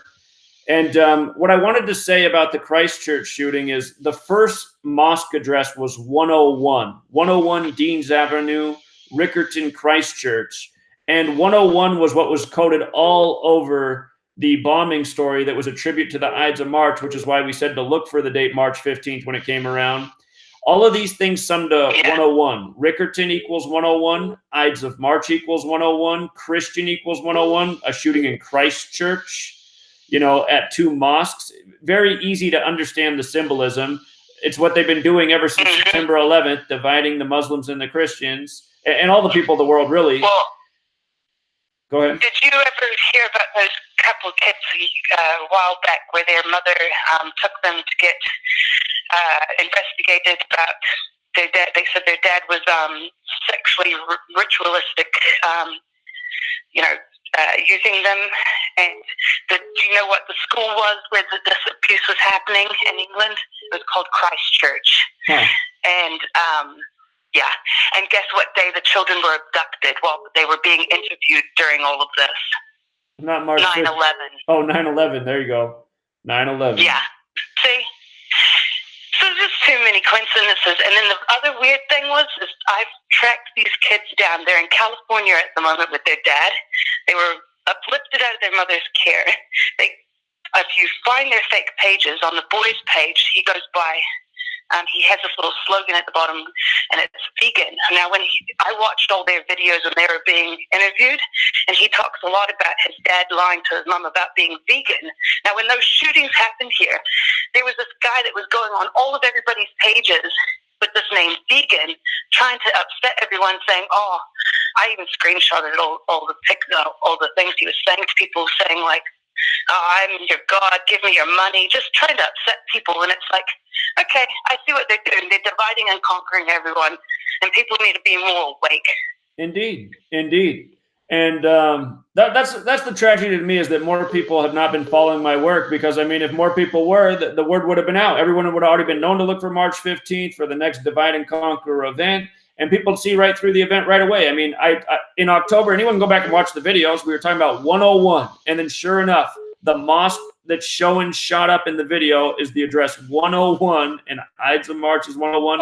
The guy's name Brenton's 101, Assassin's 101. And then just the fact that it ended. They pushed out 101 Dalmatians when we were kids. Well, 101's the 26th prime number, and dog equals 26. That's why they did that. But again, the other thing I've been talking about all year. What year that came out? Sure. So the other thing that I've been talking about all year is how this will be a bad year for Islam, because the Quran code centered around 19, and chaos represents the number 19, and the word locusts equals 19. If you saw at the beginning of the year, the story was all the locusts in Mecca to start 2019. But the other thing is, I've been saying, watch for the date of August 11th, because that's the Muslim day of sacrifice. It's Tisha B'Av. It's the time of the Hajj. And then you get these 2 mosque shootings. Again, Tisha B'Av to remember the destruction of 2 temples. So you get 2 mosque shootings that are both in the address area 8011, which isn't too far off from the date August 11th. And the second of those shootings was at the address 223, August 11th, the 223rd day of the year. So, yeah, there could be a whole lot more divide and conquer. But just what you're saying right now about how it's already dividing people and got people fighting, this is exactly what I said the whole plan was, and why to watch out for these numbers in this year. So what you're saying is exactly what I said would happen September of 2018. So. Well, just food for thought for everyone. Think about this, people. If you cut yourself open and you couldn't see the skin and you just put a close-up on the insides, we'd all be the same. That's right. That's right. Well, I appreciate it, friend. Thank you so much for your call. Nice to hear from someone overseas. Thank you for taking it. All right, you stay safe. Take care. Caller? Hello, Zach. Yeah. Yeah, I was just saying, my great aunt Florence Henderson was a celebrity. I was just trying to figure out the gematria of her death because it was really weird how she had just randomly. Florence Henderson, the Brady Bunch mother. Florence. All right, hold on. Let me pull it up real quick. Florence Henderson.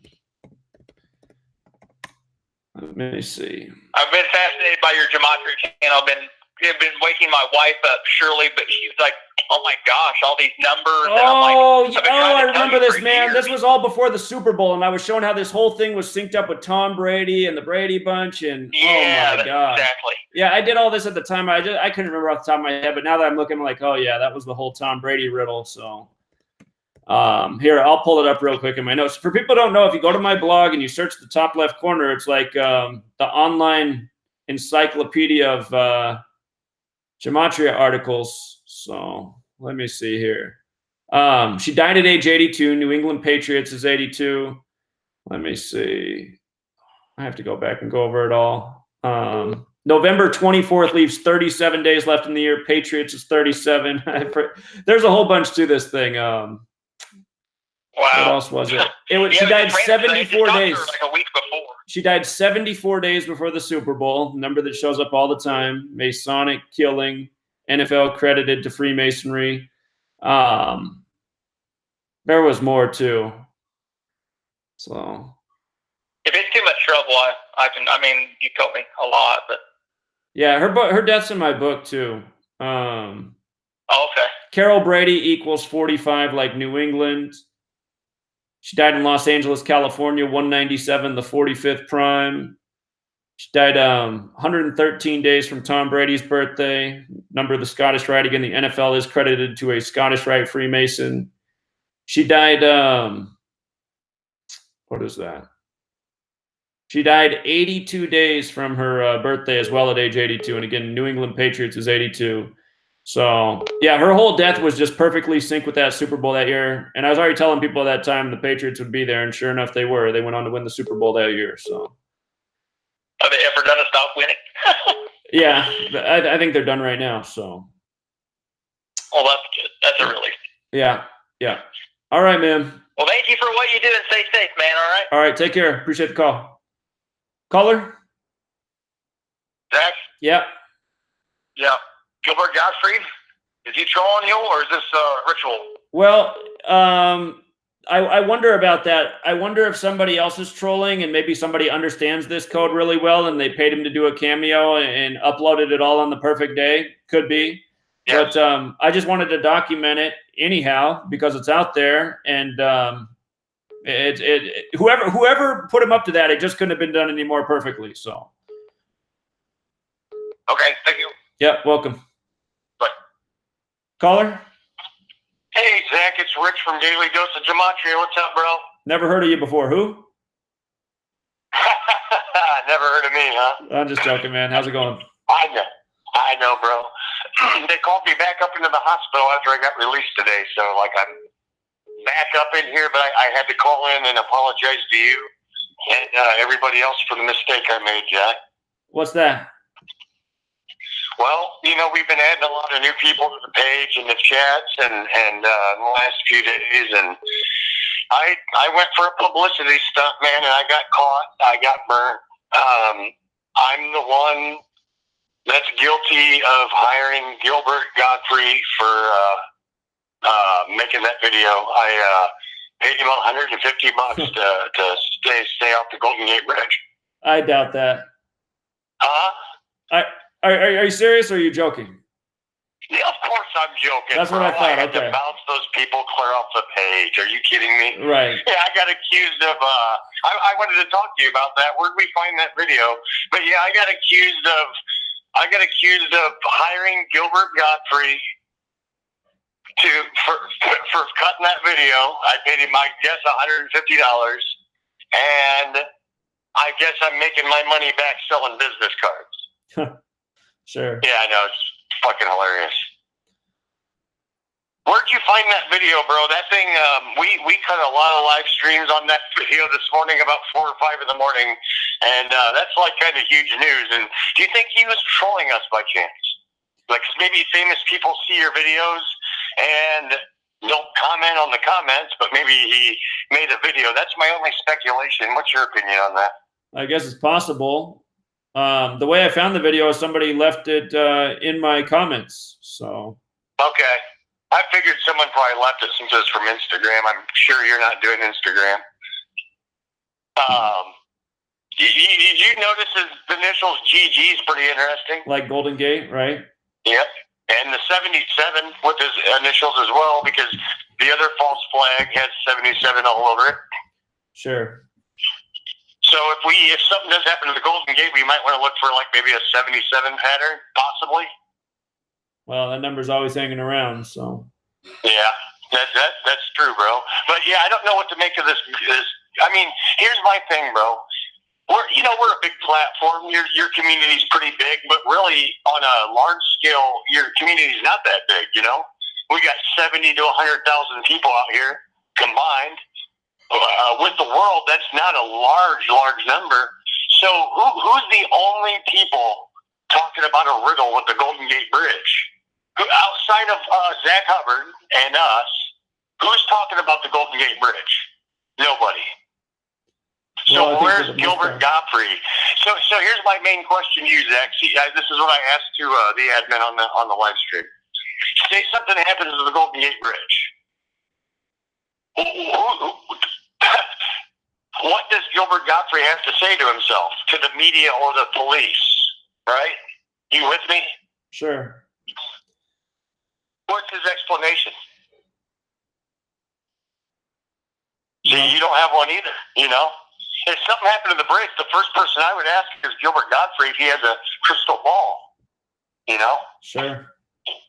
So, if anyone in the chat has any ideas, I mean, it blew my mind away, and I think it's great that it helps make you even more credible, But I'm confused on that, I'm very confused on that.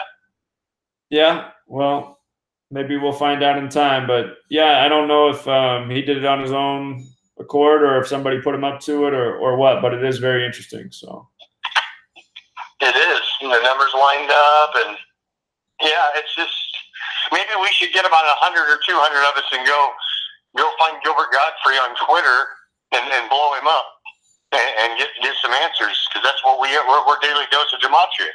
We're Gematria Effect News. We go out and ask questions, Sure. So I'll log into my Twitter if anybody else wants to. Let's go blow his ass up and ask him if he's a Zach Hubbard fan or something, Well, so. he did. He says like shout out to Corpse or something like that, or Clorps. Yeah. So that could be the anonymous account that paid the cameo to have the video made. But see, I heard that, and I didn't know what that meant. You know what I mean? I don't know what it means either. But the people that accused me of paying Gilbert Godfrey $150 also said that word equals 29, and so does Hubbard, and that's why they were. Well, that's it. Well, I saw somebody left a comment like that. But do you even know how to spell Clorps? I don't even know how to spell it. So. Bro, I didn't even know what the word means, to be honest. I didn't even, what I mean? Just, I'm on medication and sedated and all kinds of shit. But, excuse me. But yeah, I think we need to figure out, it's definitely interesting. And I think we need to do some investigative work and figure out how legitimate this is. But to me, if they're doing it to troll you, that just makes you relevant, man. So. All right, man. Well, maybe we'll find out in time. Appreciate the call. Absolutely, bro. All right. Take care. Yep. Yeah. So for people who don't know what he's talking about, I uploaded a video yesterday of Gilbert Godfrey talking about August 11th and the Golden Gate Bridge. And yeah, I just wanted to document that video was made. Caller? Hey, Zach. Hello. Hi. What is your take on the Bible? I actually have a college degree in Bible studies, and I know it's encoded and that Gematria is based out of the Bible. I know the Catholic Church gave us the Bible, but is there anything else you could shed light on regarding the Bible? Sure. So here's my take on the Bible. My take on the Bible is that it's this collection of knowledge from the civilizations that came before it, and it's essentially a collage and a recreation of the spiritual history of the past. And it's encoded with all sorts of esoteric knowledge, which most people don't have a clue about. When you were in your Bible study class, did they ever teach you anything about the numerical encoding of the Bible? Absolutely not. Never heard of it before. Right, and I imagine most of the teachers there probably don't even know. They're just teaching, you know, what they learned before. So, well, have you ever heard of the book called The Bible Code? Okay, it's on the. I have two of them on the bookshelf behind me. Yeah. Okay, because that has like mathematics in it. I read it a long time ago, but it's not really the same thing, I don't think, as Gematria. No, it's not. You're familiar with it? Uh-huh. Okay. Well, I just wanted your take on the Bible because I spent 4.5 years of my life wasted studying it. Well, it's not wasted. It all amounted to where you are now, so sure you got something out of it. Right. Yeah, it all worked out good in the end. But anyway, thanks for your take on it. I appreciate it. All right. You're welcome. Have a good night. Yeah, bye. Take care. Bye. Yeah, I think the Bible's full of relevant information, and I also think it's full of, you know, things that aren't right. And it's just like everything in this world. Everything's dualistic, good and bad. So, but I think religion's ultimately here to control and divide us. What's up, Caller? man? Hey, what's up? Not much. Just want to comment on that last caller. She brought up the Bible Code. I actually have, I think, the 3rd edition, and I just think that, me personally, I just thought the book was like some more propaganda, or the author was a shield or a gatekeeper, because it's basically trying to blame Osama bin Laden and Barack Obama for whatever, or calling Barack the Antichrist. So that's why I thought it was just propaganda. But I did want to mention, you were talking about the dancing Israelis earlier in the stream. They were Mossad agents, correct? Well, that's what I would imagine they were. Yeah. Yeah, I was reading up on just a few minutes ago. I think I seen they were Mossad agents, and they were held in an American jail or in New Jersey for 71 days exactly, and Mossad equals 71. So I thought that was pretty funny. Right. That is interesting about the 71 days. I didn't realize that. That's a good catch. Yep. It said they were held for 71 days and they were released back to Israel. And I've been following the live streams and the radio show. Rambo's on to something with that astrology. I just think we should also start doing astrology on the deaths and seeing which times certain people die in the season. Like if they died during July, if they died during cancer season, and then try to look at it like that as well. Because I've been just doing a little research on astrology. Not only is your birth sign important, your death sign is also important as well. So I think we could also narrow down the code if we start looking at it like that as well. That's all I had. Yeah, I think you're right on about that. I've always said I got to do more with astrology, but there's only so many hours in a day, and yeah, eventually I'll get better understanding there. But I have been slow to do that. So appreciate it, man. Yep, no problem, man. Take it easy, man. All right, take care. Yeah, we're coming up on the anniversary of the moon landing. The moon's ruled by Cancer. You know, moon landing in the time of Cancer. Cancer equals 44, like space, like Armstrong. Cancer's astrological symbol looks like 69. The moon landing in 69. I realize I've been on here for over 2 hours. I got a big project to work on tonight, and then I got to work all day tomorrow, and then I got the radio show tomorrow. So here, I'm going to take this call, and then I think I'm going to wrap it up. Caller, it sounds like you're in a windstorm. Caller? Hey, how's it going? Hey, it's going well. Hey, a couple of callers ago, well, a few callers ago, one of the guys was asking you what does it mean about the end time and all that stuff. What's the end game? One of the things I was thinking is that what we're missing is the fact that they already outlined what their end game is in their Talmud and in their protocols of Zion.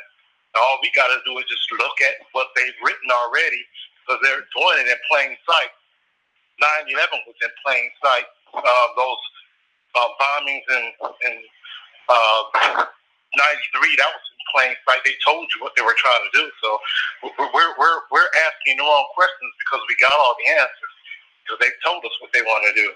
And if I'm not mistaken, isn't the end game to control the people of the world? Say that again. What is the end game expressed there? Is it to control the people of the world?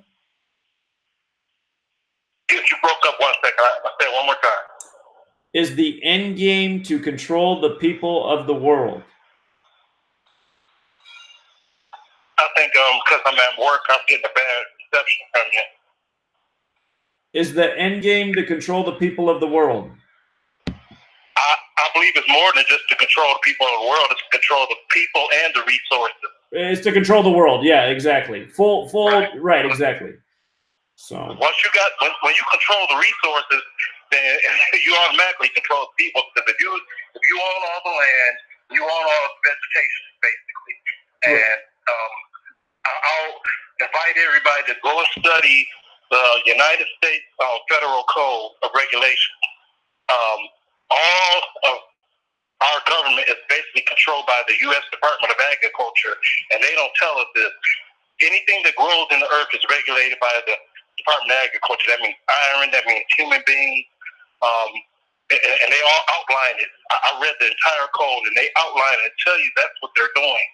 But we're so stuck in the sand and worried about some kind of terrorist attack from some Arab that we don't see what's really going on, which is the terrorist is the people who control the money, control the wealth, control the land, because once they control that, they control the people. They'll print the money for all the people. They'll control how much cost of oil and how much cost of food, because they own the land.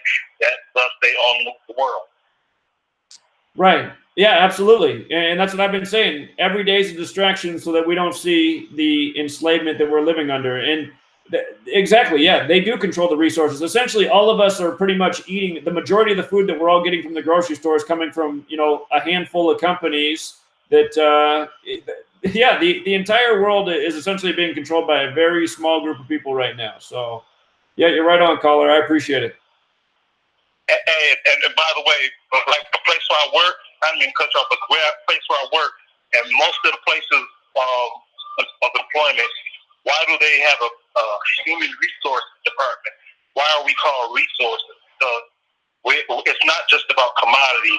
We're natural resources that come from the earth. So sure. They have a department that controls the resources. Sure. And all that's governed by the Department of Agriculture. Now, I got a USDA doctor here where I work. We talked about this extensively, and she said yes. All of the things concerning human beings in America is regulated by the Department of Agriculture. Right. I don't know if you saw the video I did on the registry. You'll see what I'm talking about. Well, I know you're right on. The birth certificate, and the death certificate. When we die, we're worth just as much dead as we are alive. And people don't know that, because that death certificate is also traded on the stock market, and they're making money off of it. Every time when your loved ones die, they get wealthy off of it. Sure. Yeah, it's a sick system, man. You're absolutely right. We're looked at as commodities or resources. That's exactly how it is. They stamp a number on us, and they raise us up in their system, and yeah, from life to death. Yeah, we're a financial instrument. Yeah, you're 100% right. Definitely. Well, that's all I wanted. We just gotta wake up, and the answers are right there in our face, man. Yeah, they are. You're well spoken. Appreciate it, man. Thanks for the call. All right, take care. I don't know if you can hear me, but I'll yield and let you go ahead and finish. I hear everything you're saying. You're coming through. You just can't hear me. Oh, he hung up. Well, he couldn't hear me, but I could hear him. So, yeah, he's right on. I mean, he's saying everything I'm saying. And if you missed the video I did a couple of weeks ago on, you know, what really needs to be the political agenda, it has everything to do with our agriculture and our food. That's where it all starts. The fact that they got us all poisoned, addicted to a bad diet, makes us sick. They make a lot of money off the sickness. Hold on. I was going to get off, but we got another caller. Caller? Political agenda. Caller, you got to mute your video. Caller, are you on? No, you hung up. All right, guys. I'm going to wrap it up. We've been going over 2 hours. I'll be back tomorrow night with the radio show. So thanks for tuning in. And if you missed it, be sure to watch this video from the beginning because, you know, the second half has been phone calls, but all the teaching was at the beginning. So I made this for all the people who are new or got questions. And hopefully I answered at least enough of them. Until next time.